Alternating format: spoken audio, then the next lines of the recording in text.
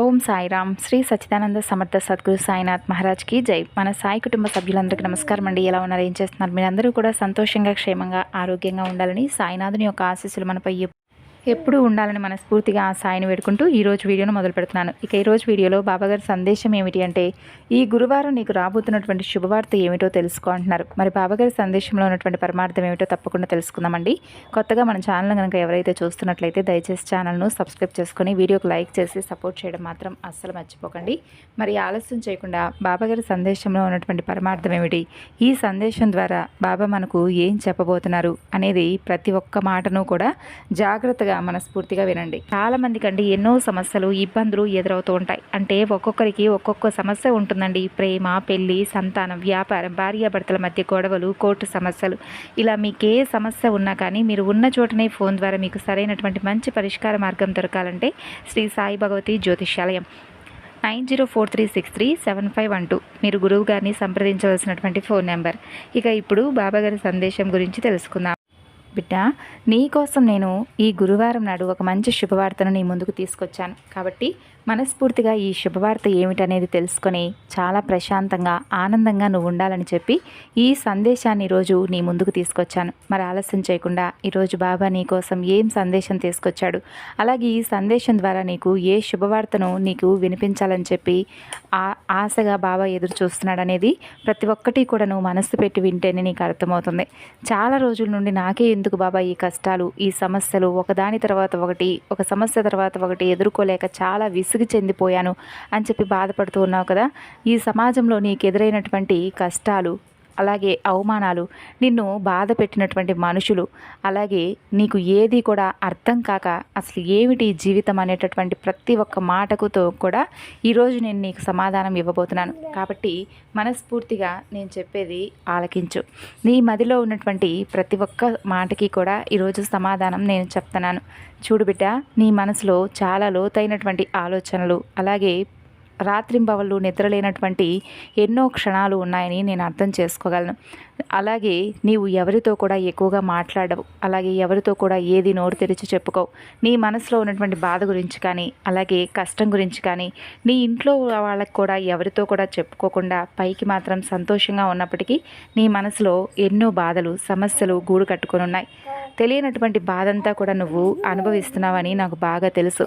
అలాగే నీకు దిక్కుతోచలేనటువంటి స్థితిలో ఉన్నప్పటికీ కూడా నేను అన్ని రకాలుగా కూడా నీకు సహాయాన్ని, అలాగే సూచనలను అందిస్తున్నప్పటికీ నువ్వు ఏవి కూడా పట్టించుకోకుండా, ఎవరితోనూ అసలు అంటే కనీసం మాట్లాడకుండా, ఎవరికి ఏ సమస్య చెప్పకుండా నీకు నువ్వుగా చేస్తున్నటువంటి ఒంటరి పోరాటం ఉంది చూడు, అది నిజంగా చాలా గొప్ప విషయం. ఎందుకంటే ఎవరుంటారు చెప్పు, ఎన్ని సమస్యలు, ఎన్ని కష్టాలు మీద పడినప్పటికీ బరువు బాధ్యతలు, కుటుంబ బరువు బాధ్యతలు ఒక పక్క, అలాగే పిల్లల గురించి ఒక పక్క, అలాగే ఇంట్లో ఉన్నటువంటి కుటుంబ సభ్యుల గురించి ఒక పక్క, ఇలా అందరి గురించి కూడా ఆలోచిస్తూ నిస్సహాయమైనటువంటి స్థితిలో ప్రతిరోజు కూడా నీ ఆనందాలను కూడా నువ్వు దూరం చేసుకుంటూ వస్తున్నావు. అలాగే నీ చుట్టూ ఉన్న వారి కోసం, అలాగే నిన్ను నమ్ముకున్న వారి కోసం నీ ముఖంపై చిరునవ్వును చెదరనివ్వకుండా అందరితో కూడా చాలా సంతోషంగా ఉన్నట్లుగా నటిస్తూ ఉన్నావు. అయితే బాధపడవలసినటువంటి అవసరం ఏమాత్రం లేదు. ఎందుకో తెలుసా, నీవు అడిగినటువంటి కోరిక అతి త్వరలో నేను నెరవేర్చబోతున్నాను. మరి ఇంతకీ నేను అడిగినటువంటి కోరిక ఏమిటి బాబా అని చెప్పి ప్రశ్నిస్తావేమో. నువ్వు అడిగినటువంటి కోరిక ఆర్థికపరమైనటువంటి విషయాల గురించి కావచ్చు, లేదంటే ఉద్యోగం గురించి కావచ్చు, లేదంటే నేను పిల్లల చదువు గురించి కావచ్చు, ఇలా దేని గురించి అయినా కావచ్చు. నువ్వు నన్ను ఏదైతే అడిగావో అందులోనే నువ్వు మంచి శుభవార్తను వింటావు. దివ్యమైనటువంటి ఒక స్వర్ణమైనటువంటి జీవితం నీకు ప్రసాదించబోతున్నాను. నీ మదిలో నీవు నాకు అంటే బాబా నాకు ఇది కావాలి అని చెప్పి నువ్వు ఎప్పటికీ ఏది కూడా అడగకపోయినప్పటికీ నా బిడ్డల మనసులో ఏముందనేది నాకు బాగా తెలుసు. కాబట్టి నేను అన్నీ కూడా అర్థం చేసుకున్నాను కాబట్టి నీ గురించి, అలాగే నీ మనసులో ఉన్నటువంటి కోరిక గురించి తెలుసుకొని ఈరోజు ఈ సందేశం రూపంలో నీ ముందుకు వచ్చాను. కాబట్టి అతి త్వరలో నువ్వు అడిగినటువంటి కోరిక నెరవేరుస్తానని చెప్పి నీకు ఒక సూచనలాగా ఈ సందేశాన్ని ఈరోజు వినిపించానని చెప్పి అనుకో. బాబాపై నీకెంత నమ్మకం ఉందో నాకు తెలుసు. కాబట్టి ఇంతగా నీకు మరీ చెప్తున్నాను, నీ కోరిక అతి త్వరలో నెరవేరుతుంది. అలాగే నేను ఎవరైతే బాధ పెట్టారో వారి బాధలన్నీ కూడా, అంటే వారు నిన్ను బాధ పెట్టినటువంటి రోజులన్నీ కూడా నీకు గుర్తు రాకుండా చేస్తాను. కానీ నువ్వు కూడా ఒకటి చెయ్యాలి. అంటే నువ్వు ఎవరి గురించి అయితే అవమానపడ్డావో, ఎవరి కోసమైతే నువ్వు ఇంతవరకు కష్టాలు నెట్టుకుంటూ వచ్చావో ఇవన్నీ కూడా నీకు బాగా తెలుసు కదా. కాబట్టి అటువంటి వ్యక్తుల కోసమైనా నిన్ను బాధ పెట్టిన వారి గురించి మర్చిపో. వారి గురించి కాలమే చూసుకుంటుంది, భగవంతుడు అన్నీ చూస్తూ ఉంటాడు. కాబట్టి వారికి తగినటువంటి సమాధానాన్ని అతి త్వరలోనే ఇస్తాడు. కాబట్టి ఎవరైతే నిన్ను బాధ పెట్టారో వారి గురించి మాత్రం నువ్వు ఆలోచించకుండా నీ పనులపై నువ్వు జాగ్రత్తగా దృష్టిని సారించు అని చెబుతున్నాను.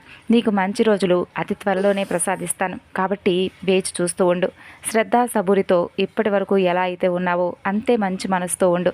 ఇక మీదట కూడా నీకు అన్నీ జయాలే వస్తాయి. అలాగే నిన్ను చూసి నలుగురు ఆదర్శవంతంగా తీసుకుంటారు. నీ మనసులో ఉన్నటువంటి అంటే ఒక్కొక్కరికి ఒక్కొక్క రకంగా ఉంటుంది.